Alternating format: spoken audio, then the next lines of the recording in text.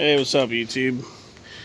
Kind of wanted to share something with you on whether or not, for storage purposes, you should run your small engine completely out of fuel and store it that way.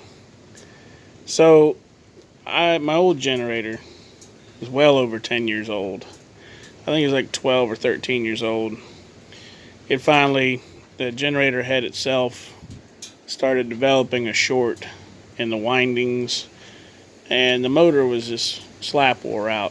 Even though I'd regularly changed the oil, I had hundreds and hundreds of hours on that thing. The valve guides were wore out. But one thing I never had to do to that generator was clean the carburetor, ever. Every single time I went to use it, I would use it, and before I put it away, I would turn the fuel off, and then you start it up with no load on it, obviously, and you let it run till it starts dying. Then you throw the choke on and let it go ahead and run until it dies. And I've seen other people's videos talking about this. I've read comments in the comment section, and people are like, oh no, that's bad for the engine, storing it without fuel, and you're creating a lean condition, you're going to burn up whatever, blah, blah, blah, blah, blah.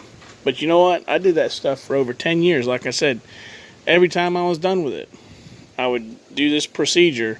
Never once did I have to take that carburetor off for anything other than one time when ethanol fuel first came out. I guess the gas station had a bit more than 10%, or the O-ring wasn't made for the ethanol, but it literally ate the O-ring out of the bowl, so I had to put a new O-ring in the bowl. That's the only thing I've ever had the carburetor apart for, and when I dropped the bowl, that thing was squeaky clean. So, if you look at this is my new generator. Look what it tells you to do. Now, the fuel stabilizer part, I don't do, because I use ethanol-free fuel, and that stuff's good for well over a year in storage. But it tells you, start up the generator.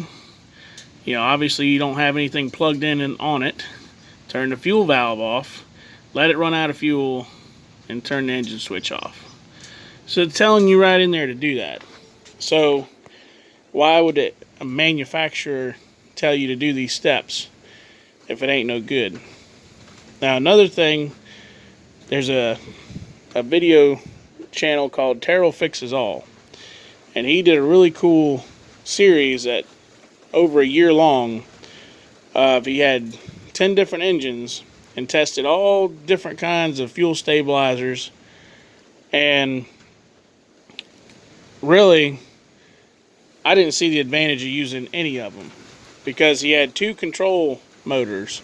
One was running just regular 87 octane with ethanol, and the other one was like 92 or something, 91. So it was basically low test and high test with ethanol. He didn't run ethanol free because it wasn't available in his area. But the thing that I noticed is the cheap old 87 octane ran just as good as all the other stuff with fuel stabilizers in it. Even after a year, still performed just as well. The one thing I did notice, though, in all of them, with the stabilizer and without, was the fuel that goes bad is the fuel that's in the carburetor bowl.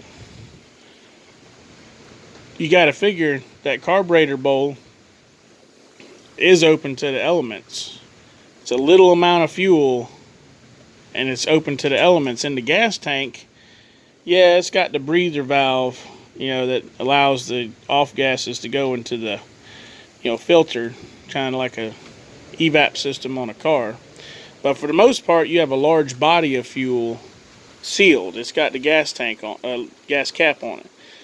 So in all those engines he tested, the gas in the tank was fine, but the stuff in the carburetor is the stuff that gummed up and messed up.